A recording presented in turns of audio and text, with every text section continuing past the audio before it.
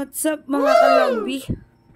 Ayan nga guys, gagawa ko ng sushi tuna roll. Pumunta lang dito yung kapatid ko, dinala yan. So ayun, gagawin natin. Ganyan lang gagawin nyo guys. Lagyan nyo lang ng mayonnaise yung tuna. Tapos, i-mix nyo. Then yung pipino, paki-slice na lang. Hindi ko na videohan. So andyan na yung ingredients guys. Madalian lang to. Bala na kayo tumingin. Yan, lagyan nyo ng rice. Mas better yung rice ng Korean. Ordinary rice lang yan, guys. So, ayan, lagyan nyo na siya ng tuna na may mayonnaise. Then, ilagay nyo na yung pipino na in-slice nyo. Ganyan lang kasimple, guys. Tapos, i-roll nyo na siya. Napakadali lang gawin. Pero ako, nahirapan nata ako.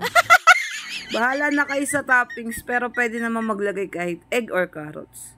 O guys, ayan na siya guys. Oh. Wow! O, in-slice ko na. Masarap siya guys. Try nyo na. Ito na yung finished product. Oh. Woo! O, diba? Yummy yan guys. Paano? Hanggang dito na lang guys. See you next vlog.